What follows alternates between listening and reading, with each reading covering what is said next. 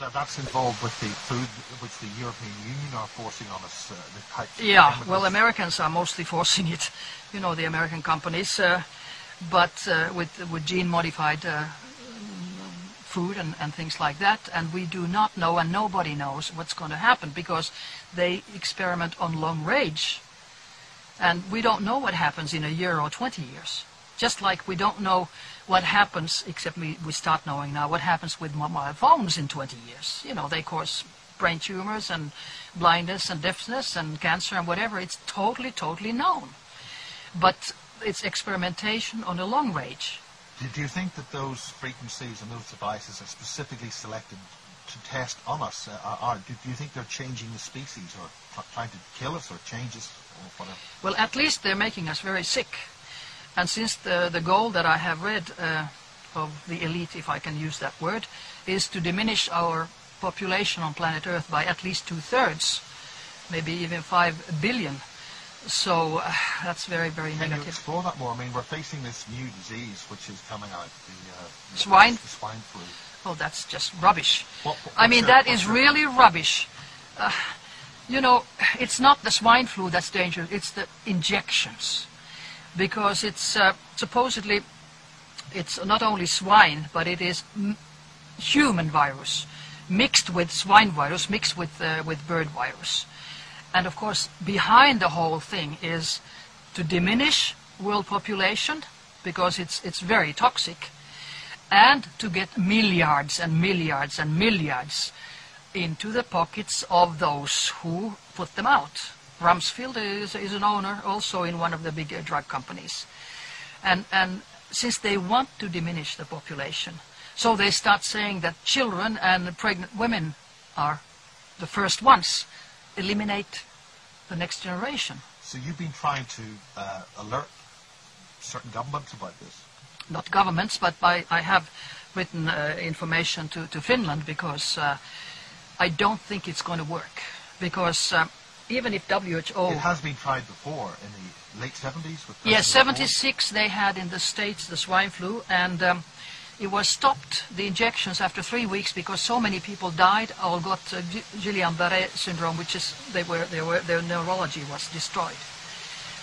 So now they're making a little adjustment and doing it the same.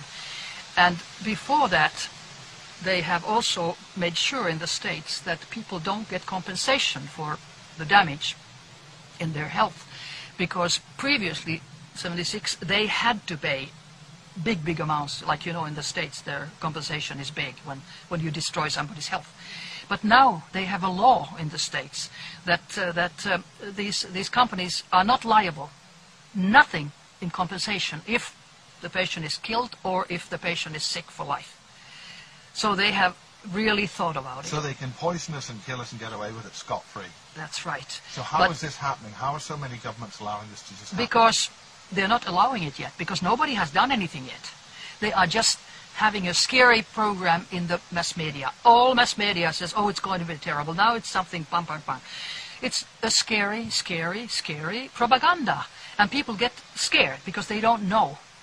Now, WHO has ordered that, you know, everybody has to be by force injected. Previously, WHO did not have this ability to tell them to force any government, because it was only recommendations. But it was 97, 98, I recall, that they signed with 194, was it, states about that if there's a pandemic, or, you know, real serious pandemic, so then they give an order.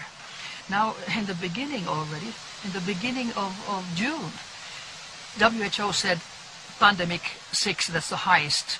Now, go to any country in the world, people are not sick.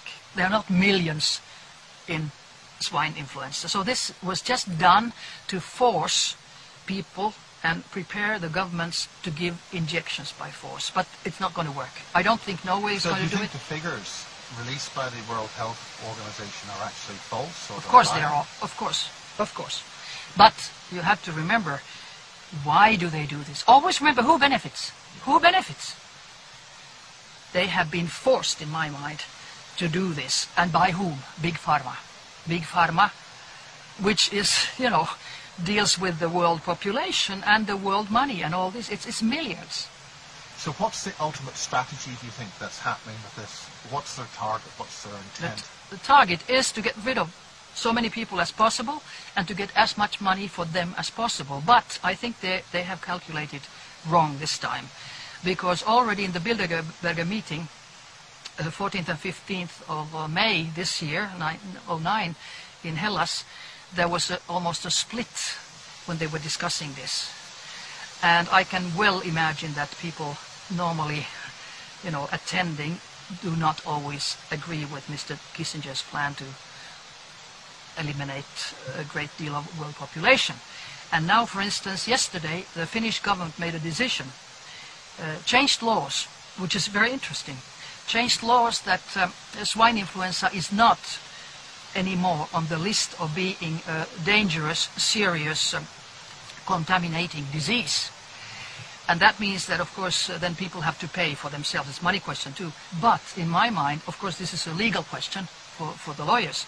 But in my mind, if something is not a dangerous, contaminating disease, you cannot be forced to take an injection, right? So I think they were very, very smart. Also, I just read that from the Folk Institute of Health in Norway, that director had said that there has never been many meaning to force people to take, but they can take an injection, and I hope nobody does, especially not children, especially not pregnant women, and actually nobody.